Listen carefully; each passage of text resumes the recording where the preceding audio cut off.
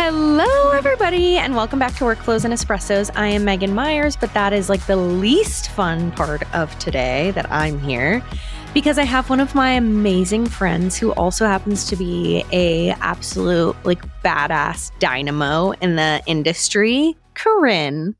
Koryn, how are you? So good. How are you?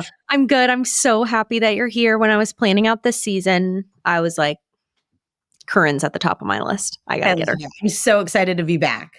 Oh my gosh. I know it's like back to the very beginning, season 1 all over again. We were laughing that Kelsey, our producer, and Will like absolutely wouldn't want to listen to this or be on the call with us while we recorded this because we are like very silly and have already talked for 30 minutes. And we couldn't put the ringer the first time around. So they were like, yeah, they were like, we're not doing this again. So for all of our listeners, Koryn is the VP of Community Engagement at Breezeway and is basically a legend in the industry. And Koryn, I know.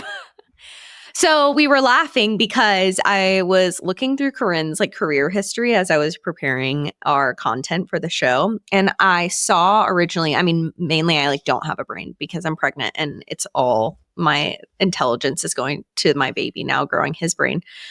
But I saw like the 2014 and I was thinking, this can't be right. But I write down in my show notes, like, okay, Koryn, you started in 2014 in the industry and tell me you had to double check. Obviously, this is not the case. No, it is not. I actually started in 2008. But I did question if I was wrong. And I had been telling everyone how long I had been in the industry incorrectly for all of these years. But in fact, I started at FlipKey in September of 2008. So it's been almost 16 years, which is kind of crazy. It is amazing because I love talking to people who have been in the industry for so long because you've seen like so many iterations of the industry over the last like almost 20 years, really, in the grand scheme of things. So like what led you to FlipKey in the first place? Like how'd you find the job?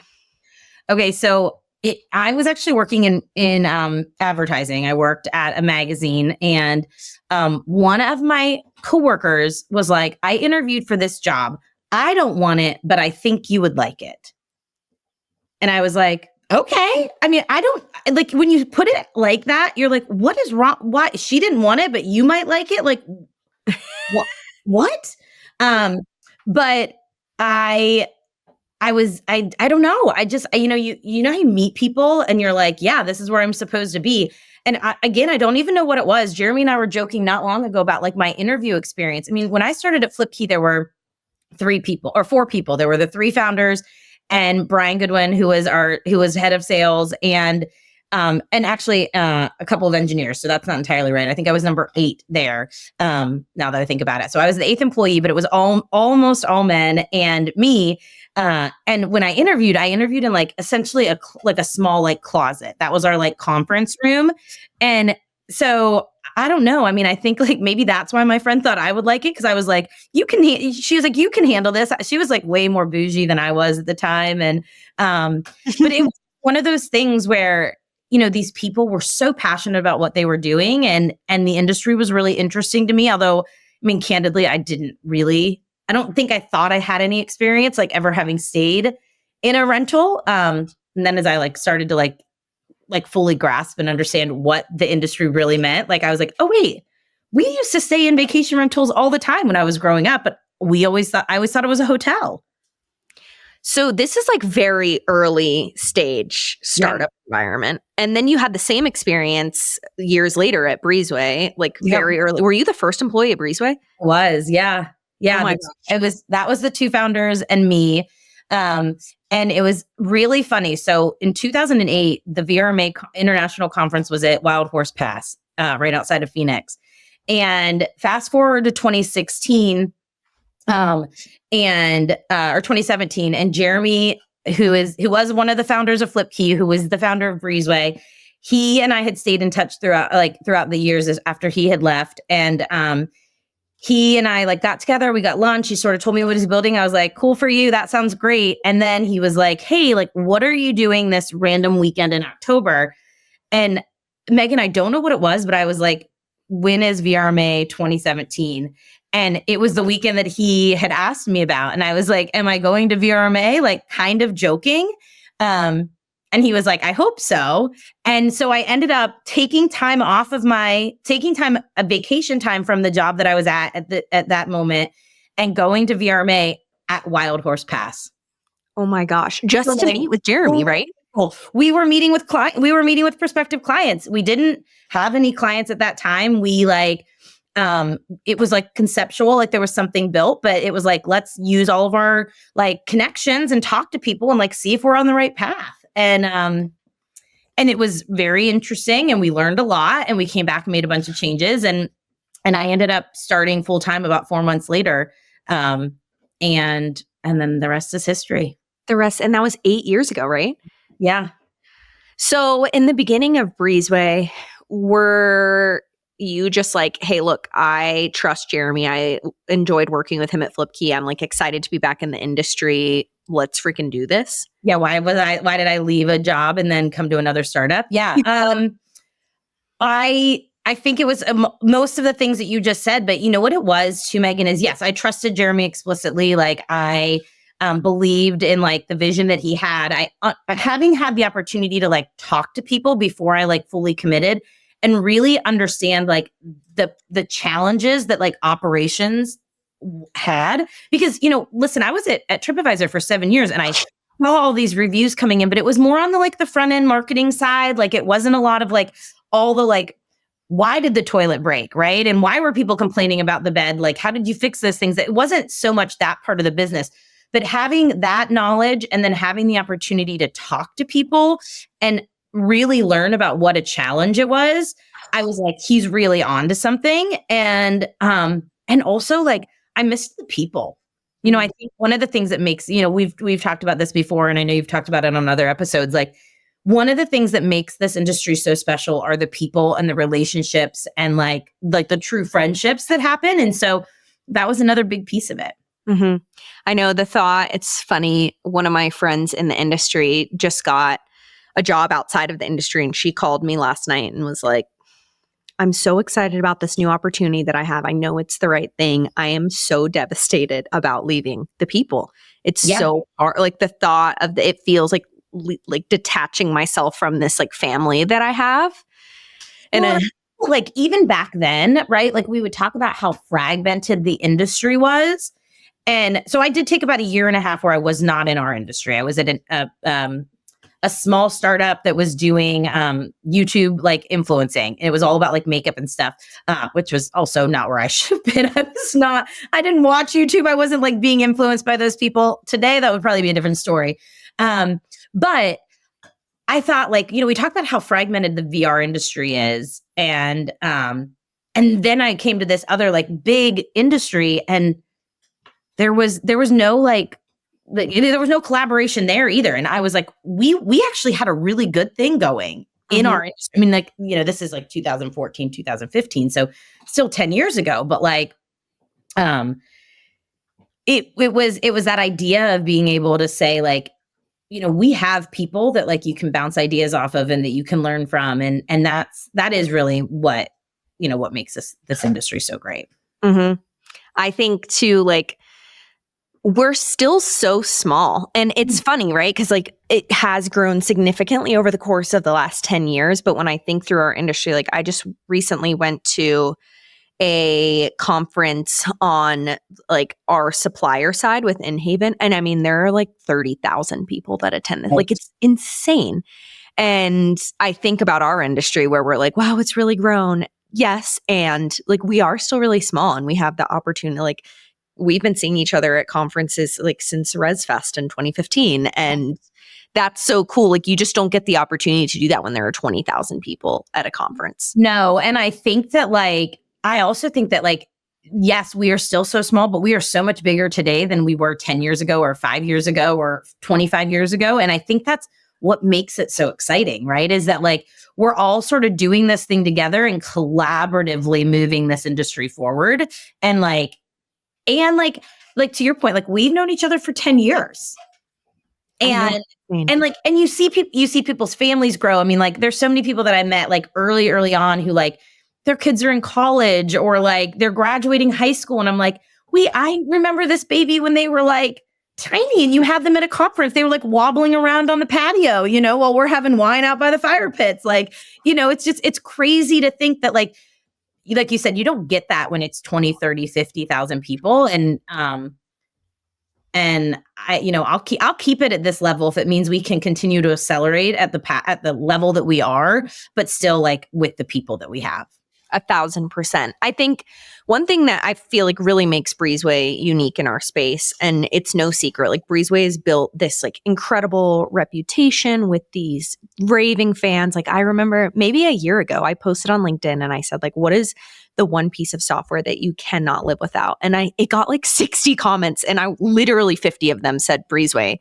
And I think a lot of that has to do with just the fact that you like listen to your customers, and your role is so cool. And I want to get into that at Breezeway, but like, what do you think has led to this like evangelism of Breezeway in our industry?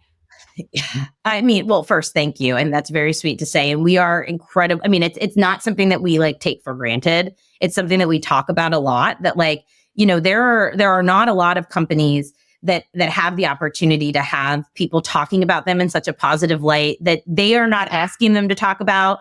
And so we're very, very lucky there. And it's, like I said, something that we don't take for granted. I think honestly, a lot of it is that like, when we started, and it's been something that we've continued to keep as like a really important value, is that like the work that we're doing is really about the customers, and it's about making sure that they can be better at what they're doing every day. And so, I think that part of it comes from the fact that like we really care about their businesses. And, these were, part of why I've left previous roles was because I felt like the heart of the customer, like, you build all these relationships and then you can't really make good on those promises that you made. And I think that was never an intention that we had. And it's something that at least, I can say I personally like hold very, very, very dear to my heart, which is that like we've earned a lot of trust by people, but we've earned it by doing it the right way. And by like truly having the best interests of our clients' businesses, of the industry, in really all the decisions that we make. And, I think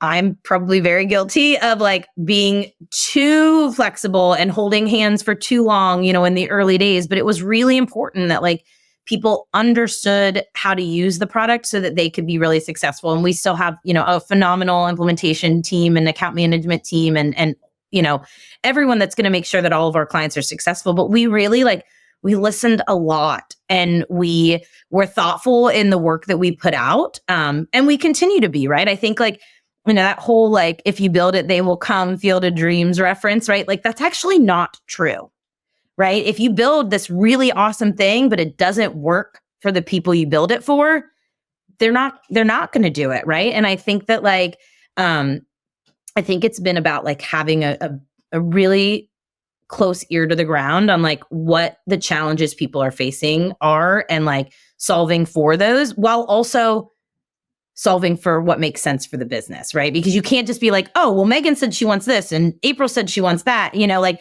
and like, then you're just like, you're really reactive. And so I think having like a very strong team that could have a vision on where we're going, but also leaving time to like address any concerns that came up along the way. It is like, it's such a delicate balance, and one that I'd never really considered until like being on the In-Haven side, which I'm so new to. Where I'm fortunate because I have all this property management experience. So I can like come in and say, hey, this does or doesn't work. Or, we do like daily stand-up calls with the tech team and we'll talk about building something. And Ashley will say like, hey, Meaghan, like, how does this work for property managers? Like, is this a thing that people even care about? And I think what makes like really great companies are people who like do listen to their customers. Yep. But I also think it's this balance. And we've talked a little bit about this at In-Haven too. And I'm curious to see like how y'all have handled this. Like, it can be really difficult when you have 40 people saying, I want this, I want this, I want this. So like, what does prioritizing look like? And what does like building something for, ultimately the profitability of the company and something great for the customers look like, while you're also prioritizing like the existing roadmap and making sure that you don't get bogged down by like one-off requests? Yeah. Well, and I think like, first of all, love that you're in Haven. It's just so exciting. I love Ashley. I think such a great fit. And I think like that point that you made, right? And like, like thinking like the conversations that you guys are having in those meetings about like, how's a property manager going to actually use that is so important. And I think that like, I think when we think about like the roadmap, the business objectives, the client's objectives, the feedback, right? There's a lot of people that can be really loud, right? There's a lot of people that really want something. And I think, we on the supplier side, it's like, everybody thinks they're doing a different job than they are, right? So like when you talk about like every property management company may say like, this is really unique to us. And the reality is that like the way you handle it might be really unique to you, but the challenge that you're experiencing is actually across the board. Right. And so like being able to say, okay, let's get to the root of the issue and what is the challenge that you're solving for, not how you solve it today, because we all know that, everybody in this industry is very resourceful and we will figure out ways to get stuff done. But just because I use this color-coded time blocking process today doesn't mean that that's what Breezeway's schedule should look like. Tell me what the challenge is, what you're trying to solve for, and then let's think about how we can solve for that in a way that works for you who likes color blocking, but John across the street who hates the idea of having all these colors on his screen, right? Let us understand what you need us to build for you and what you need to be able to do your job right. And then we're going to make that. And does that mean that every feature that gets released, everyone is like, yes, that's exactly what I wanted? That would be amazing. But the reality is that's not the case, right? And there are still people who are like, well, it's really close, but I really need this other thing. And so I think part of it is listening, but part of it is also about educating and making sure that people don't necessarily like stick to what they've always been doing, because there are probably some better ways to do things, and making sure that you can help empathize, that you have to empathize and like show that you actually understand their challenge, but also then explain why like this could be a really great solution for them. And then if they're adamant that it's not, try to understand like there was something that might have been missed in that like root cause evaluation, because maybe they schedule it this way and then like, John only comes in and looks at one set of things. I don't know, whatever the situation is, right? Like there's probably something that didn't get exposed in that, and the way that it like interacts with another part of the business that then you have to look at and solve for. But I think that's one really big thing, is like, just because somebody's screaming really loudly that they want something doesn't mean that that's necessarily right for everyone. And this scale that we are as a company, and that many companies in the industry are, right? You have to sort of think about what's going to be best for like the entire group of folks. 1,000%. And we're kind of at this stage where we have, like, we're very much in growth mode, and we have these like incredible customers that make up like, a significant portion of our orders, right? Like these are the top like 10. You're amazing, and like you do things really, really well, and you really believe in our mission. And we have kind of said like, the way that the 10 of you do things, like model a lot of what the industry does, and they all know you really well and are looking up to you as leaders in the space. And so if you can help us like kind of build out the structure for our roadmap and like what you think is most important, then we hope that this is like the case for the collective, at least for like, somewhat of the majority. And that has like helped us in figuring out like, what are we going to go for next? 1,000%. And I also think it's right. Like, it's not a like, do this and you're done. That's never the case. I remember being with one of our very early engineers. He started maybe 2 months after I did. And I mean, we were literally, vividly remember this conversation, standing in a Shake Shack. And I think I was like, but when are we going to have gotten everything that everybody wants? When are we going to hit when are we going to do all the things? And like, we've exhausted the list, right? We're done. And he was like, well, I hope not, because like, we want to be able to keep doing more things. And I said, and I remember having like an aha moment in that, which was that like, we do keep checking things off the list, but we just keep getting deeper and deeper into like the bullet points on the list. So like, now you've done this thing really well. Now I need you to do X, Y, or Z to like really accelerate that. And I think that, I think that is the biggest thing, right? Because if you're constantly just building to what people ask you for, you're never innovating and you're not really leading the space. And I think that has been so instrumental to like our industry propelling forward. And I think that's how we continue to grow, that you need companies who can have the vision and can be thinking about like what's next while sustaining what they already have. Mm-hmm. It's like such a delicate dance all the time. And it's honestly refreshing to be like on the property manager side. You're like, I can't, like, why is Breezeway not done building out this feature yet? Right. Like, and it's so easy, Breezeway. Like, just put a developer on it and do it overnight. And it has been like such really, and I had like some of this perspective at Key Data, but even more so on the InHaven side now to understand like exactly, like you're right. Like there are people who scream really loudly. There are all these conversations and requests that you have to field. And then there's your existing roadmap of all the things that you want to get done and like future state of the company while also prioritizing the fires that have to be put out on a daily basis. Right. Things right, like things are breaking and you have bug fixes and like the, less sexy product updates that you need to make just so things like work a little bit better, or switching over servers, or all the things that like I'd never really thought about on the property manager side. And so this is like a PSA to all managers listening. Like, we do hear you, and there is, so much care into like what you want and building that for the future, while also like trying to juggle this like very real operational monster that we have on our hands, you know? And I think like, if I had two things to that PSA, which I would say is like, keep screaming, right? Like keep advocating for what you need for your business, but also be open when like something doesn't like check every box to understanding how it could work in your business, right? Because you're going to have to, or you're going to have to go out and build it if you want it exactly how you want it, you're going to have to build it yourself, because what you want is not going to be what the 20 other companies in your destination want. So, it's not quite as easy, but I would just say, don't lose your voice, right? Like it's so important to let your partners know what's important to you and what the challenges that you're having are. Mm-hmm. Okay.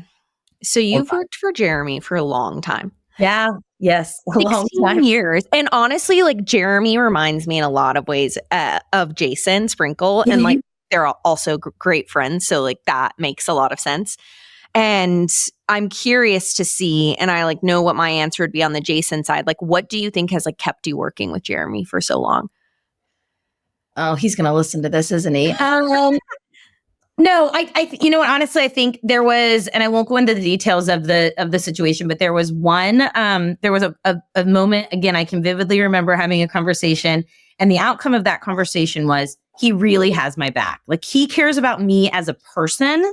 And like, obviously he expects me to do my job. And obviously he like wants me to like do what the company needs. And this was years and years ago, not even at Breezeway. And I remember thinking like, that's the kind of person that I want to work so hard for. Right. And like, it's almost like this like weird thing of like, I want to make him proud of me for the work that I'm doing. And I think like, if you've met Jeremy, he's just like a very kind person. And he truly cares. Like, he cares about how our team feels. He cares about how our clients feel. Like, he cares about like how the work that they do through our tool has improved, right? And how they've done it. And so I think like that was knowing that he was like fully supportive of me. And also, I've had a lot of different roles since I've been at Breezeway. And he has always like listened and given me the opportunity to grow. And I think that's, that's a benefit of being at a startup, right? You can kind of say like, I don't want to do this thing anymore. And this is what I'm really passionate about. And he has allowed me like some grace, some like a lot of flexibility to like do those things. And I also think like, from a business perspective, he's really smart, and we don't always agree on things. We definitely don't always agree on things. I remember when we rolled, we joke about this now, but when we rolled our messaging product out at Breezeway in 2019, I was so annoyed. Like, so annoyed, because I was like, I'm hearing from clients every day about what they want with operations and like what they still need our ops product to do. And he was like, trust me. And I was like, okay, Like, all right, this is a bad idea, but fine. I told you so, right? And then I actually had to go to him probably like 3 months later and be like, okay, you were right. Right.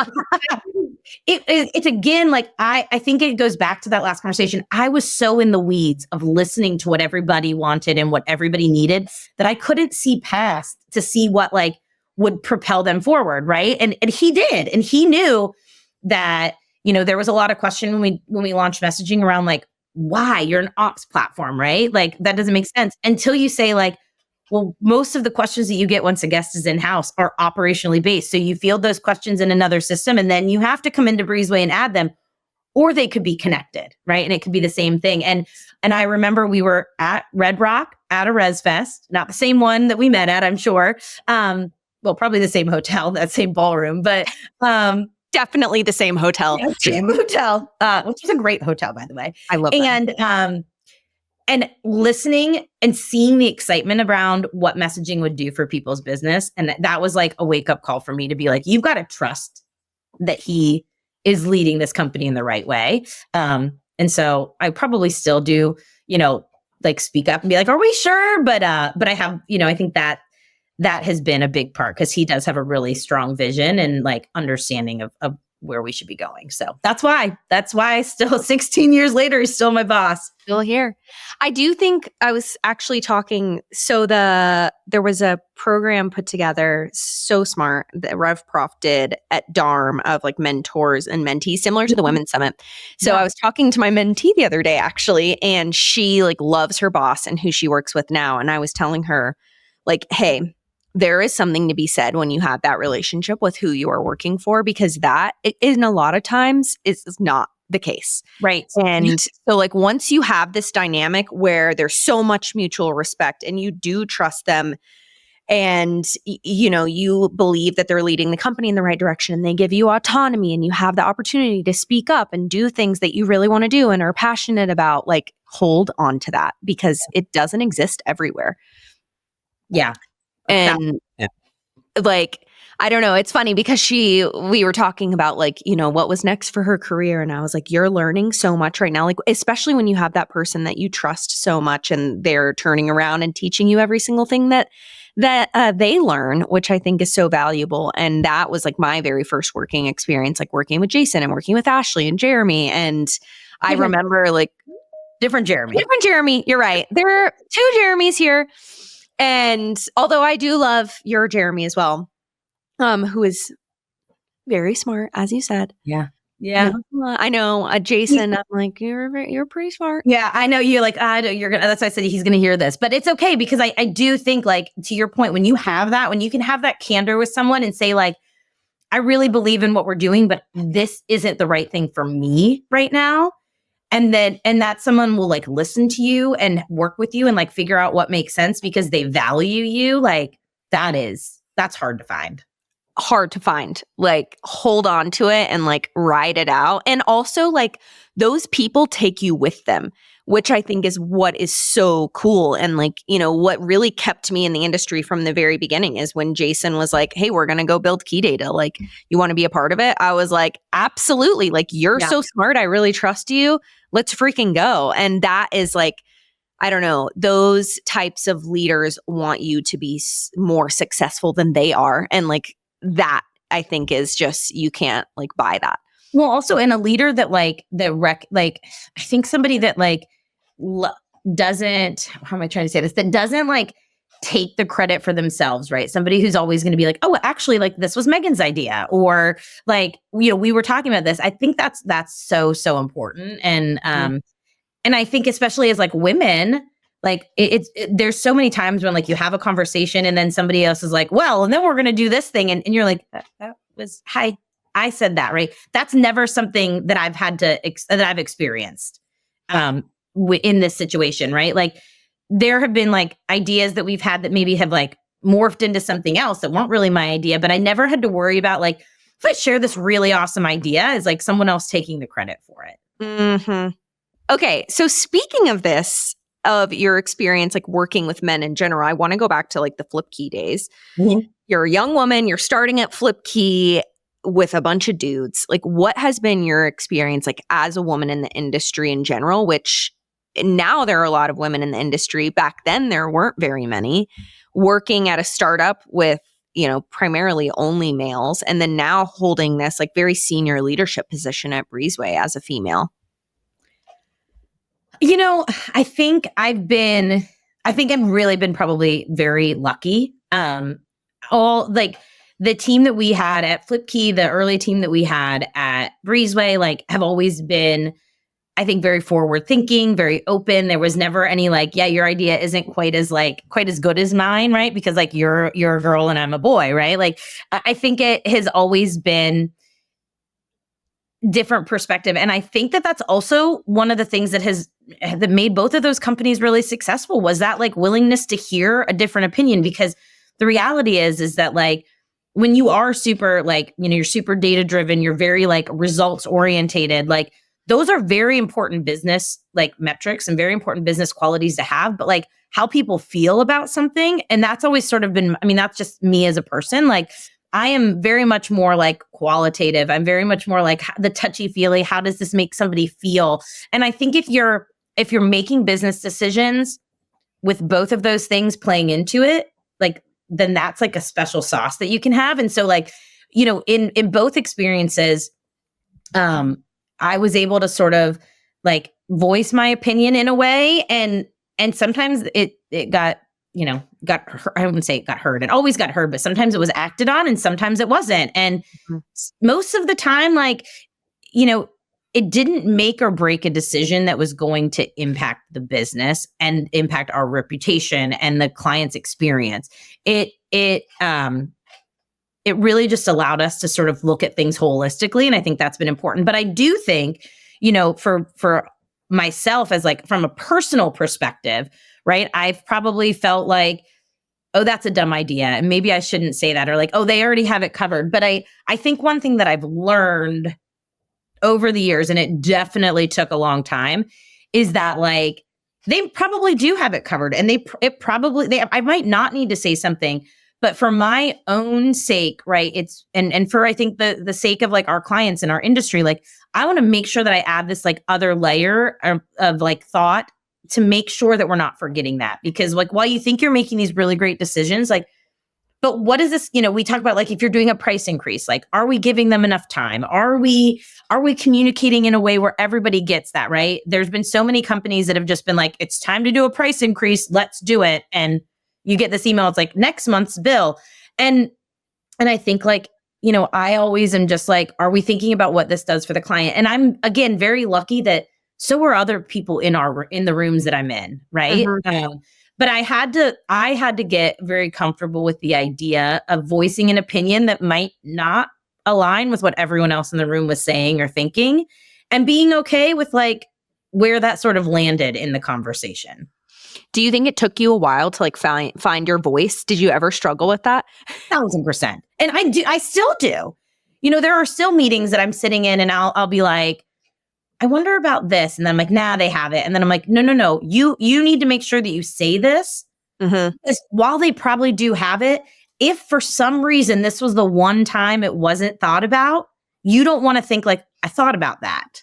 Mm-hmm. And I think it's this idea of like, I am a very, I think like often women are looked at like very like emotional decision makers. So I think I've been really lucky that like, I had an audience that was open to listening to what I had to say and like taking another point of view into consideration. Mm-hmm. I do think, women are seen as like emotional decision makers in general. And I have always struggled with like, there are things that I feel very passionately about because of data-backed reasons. Like it is possible to have both. And like I talked about this with Melanie and Amber on a previous episode, where like balancing the two things. I used to think like you could only make decisions based on data, and you could go into a meeting and you had to say like, well, this is what the numbers say, so this is what we should do. And like, I think that does companies a disservice, because like oftentimes when you feel like a fire about something, like it's typically leading you in a good direction. And there will be times where like that fire that you feel isn't what ends up coming out on the end product, right? Or like, but it is very much like you have to look at everything from both perspectives and have a good understanding of how that's going to have an end effect on your users that are going to see this. And I think that like we just everything in our industry is not black and white. Mm-hmm. And that shouldn't be the way that like most of these businesses are run. And I think that that's for me, when I think about like being a woman in our industry and specifically within our organization, I don't think that I have ever, I mean, I'm sure there was a day, right? But I can't think of something that sticks out in my mind where I feel like no one was listening to me because I was a woman. They might not have been listening to me because my idea might have sucked or what I said might not have made sense or might not have aligned with like where we were going as an organization, but I still said it. And like your question about like, did it take you a while to find that voice? 100%. And so I think if you're like, you're just getting started or you're younger and you're thinking about like, well, I don't know as much as they do, you still have a point of view and you still need to communicate that because that's incredibly important. Mm-hmm. And oftentimes I think, you know, when you step into a room and you feel that insecurity, like I felt this way at my first Verma board meeting. I remember sitting there and being like, number one, how'd I get here? And number two, everybody's staring at me being like, how did she get here? Like, this has to be an accident. And oftentimes, like, one, I think that does teach me, like, okay, that is clearly telling me that, like, there's people in this room that I really want to learn from, which is really cool that I have the opportunity to sit at this table. And also, like, if you get a job or if you get a position or if you get a board seat, like there is a reason for that. And it is because people do want you there, and like consistently reminding yourself of that, I think is really important. And I do think that like experience can be maybe a little more unique to women who like do struggle with that. Like, do I belong here? And I think men do too, but I think it's just kind of a different perspective. I think we internalize it a bit more than men may. Yeah. But I also think like, you know, if you go into a room and you think like, how did I get here? You got there, you know, and this is not specifically the case for you. You very much deserve to be in that room. But it's also a matter of, I'm going to be able to lend an experience and a viewpoint that the other people in this room might not be able to do. Mm-hmm. And I think in order for anything to be successful, you have to look at the whole viewpoint of like, or the whole universe, and all of those views make that up. And so if you're not there, then what about the other person that is just like you, that doesn't have a voice in that room? And I think that's super important. Whether it's, you know, in your company meetings, in your personal relationships, in your board meeting, you know, interactions, right? Like those, saying what you have to say is important. Finding your voice, like you, speaking of voice, are like a voice in our industry in a lot of ways. Like you're at the conferences, you're on the Verma board of directors, you are volunteering, you are helping out to build this like community, not only at Breezeway, but also in our industry as a whole. Like, what do you think keeps you like so involved at the industry level? Oh, I think it goes back to that, you know, why I've stayed in the industry for so long. I think it's, you know, it goes back to the people. It goes back to the passion. It goes back to the fact that like, this is just a really cool industry to be in.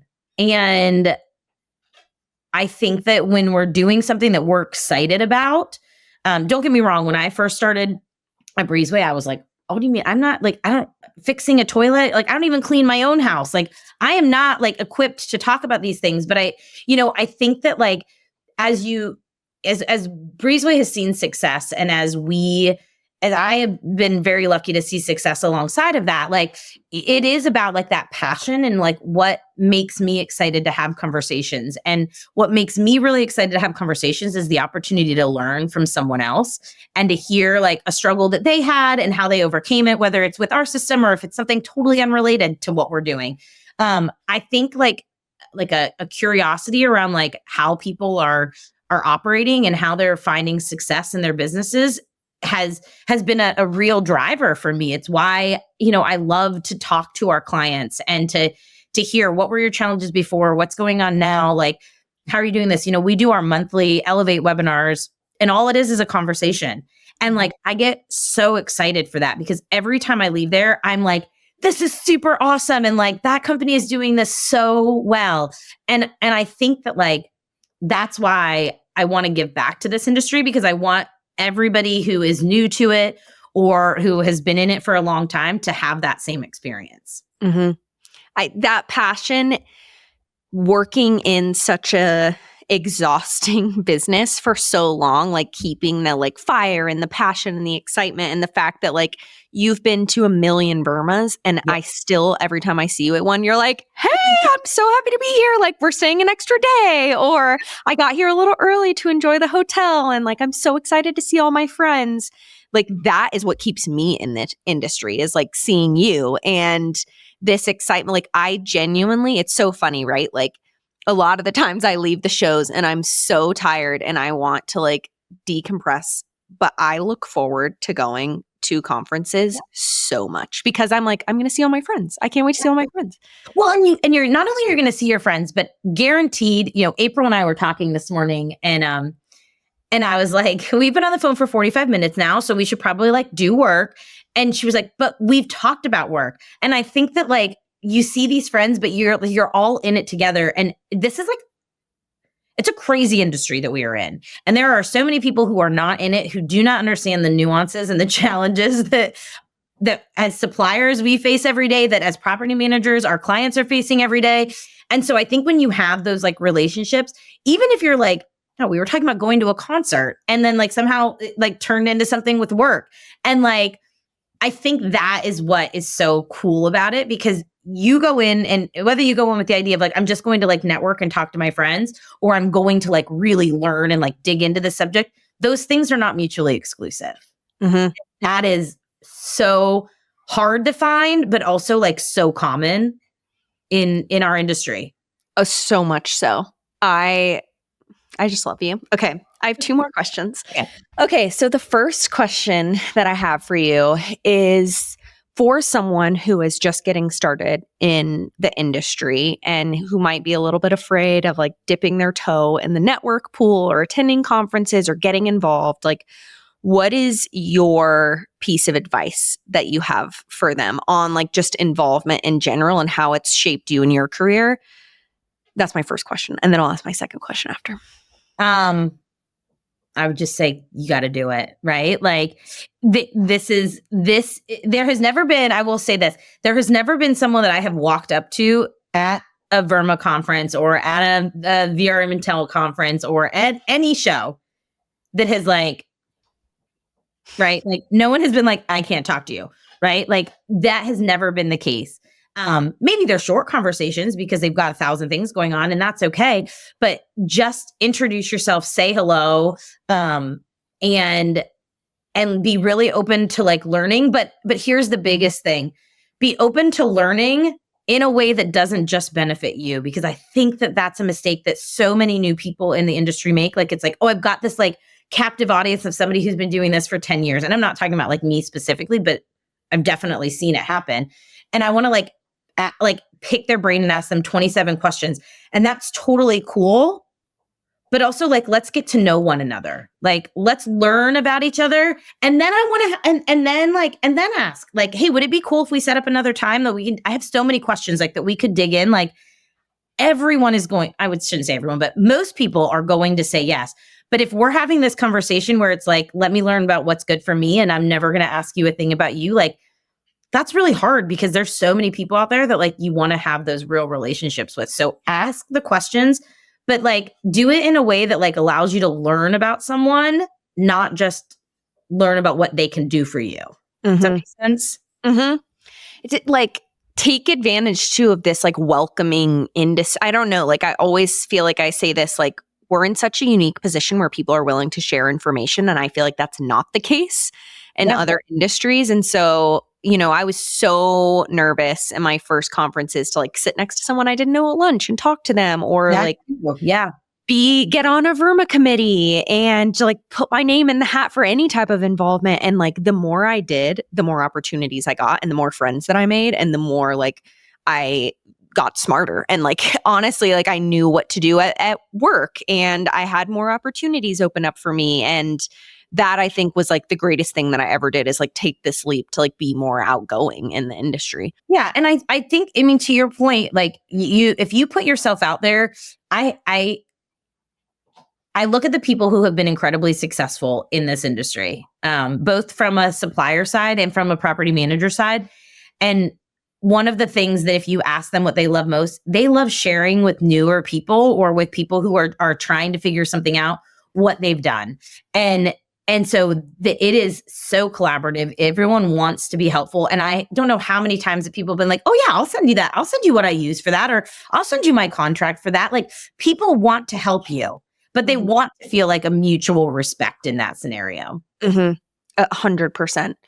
Okay. My last question. Okay. Oh, well. I want to just do this forever. Come to an end, Meaghan.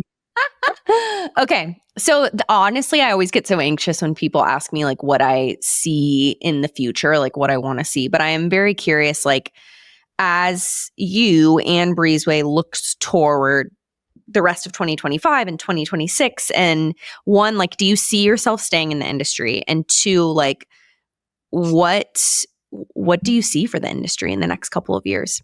I just laughed when you asked me if I saw myself staying in the industry. I was like, actually, Meaghan, I haven't told anybody. I'm here to announce. I honestly could not see myself anywhere but this industry at this point in my career. And that's kind of scary to say. Because I think that, like, I tried it, right? I was at FlipKey and TripAdvisor for about 7.5 years. I took it a year and a half off and I hated it. And I think, like, now double that, right? I've been at Breezeway now for 8 years. So now I've got 16 years 14, 16 years, whatever. I'm not very good at math. Definitely not the data person on this call. And like, could I imagine not seeing all of these people and having these relationships? Absolutely not. So I definitely don't see myself leaving. I do think what's interesting, right? And I think that anybody that sort of thinks about this is like, when you think about like what's next, like if I wasn't with Breezeway tomorrow, like where would I go? That's a harder decision.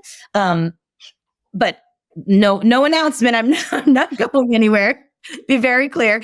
But I think that's hard, because what I think is super cool is there are a lot of really great companies that are new coming into the space and like bringing innovation and like helping drive the industry forward. But I think, like, I've been so lucky to work with Jeremy for so long, that, like, we have a good working relationship, and like, what would that look like? So for me, yes, absolutely in the industry. I don't know what that means. For 20 years down the road. Maybe I won't be working in 20 years. Am I old enough to retire then? Not quite.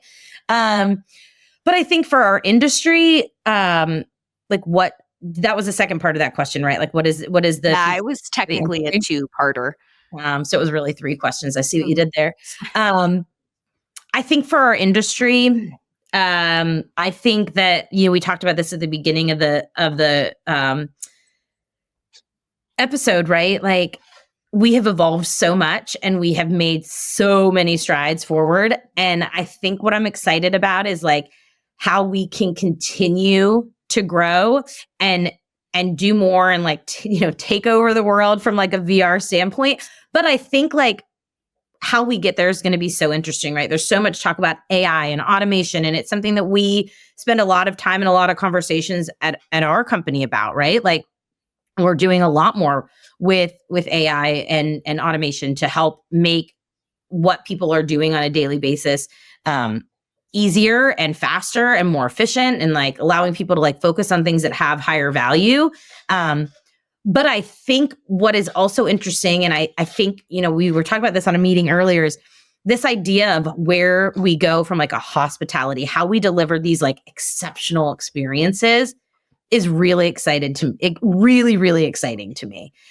Because I don't think, I was answering a question for an interview that somebody's going to do. I was like looking through the questions, and it was like, do you think that like AI and automation are going to fully replace like people or something to that effect? And I was like, absolutely not. Like, I think that like AI and automation are going to allow us to like do what we as people do so much better. And I think that in our industry and that idea of hospitality, like imagine a world where like I can know so much about you before you're coming in that you come in and you have like, you know, your favorite snack in the kitchen, right? Like those types of things sound a little creepy today, but I think like it's that idea of hospitality and that idea of like, how are we going to like take what we do to the next level? That is super excited. And we're going to have a lot of tech that can help us accomplish that. But at the end of the day, it's like, it's the people that are going to make it happen. I cannot wait to see where you go next, where Breezeway goes next. And I feel the same way about the industry. So me and you are stuck together. We're in it. We're in it. For sure. We're in it. We're raising this baby together. All right. We're sending him off to college. All right. Well, listen, that's still within the 20 years. So we're good. Yeah. Right. And then I hope that me and you are retiring. I hope so. I hope one day. Koryn, you are so amazing. You are such a force in the industry. I am so grateful that you spent an hour with us today. Thank you so much. And I hope to have you back soon. So fun. I love it. Thank you for having me. I truly appreciate it. And I think, you hit the jackpot 10 years ago when we met. So appreciate you. Appreciate you. Okay, listeners, we'll see you next week. Thank you so much for tuning in and goodbye. Bye.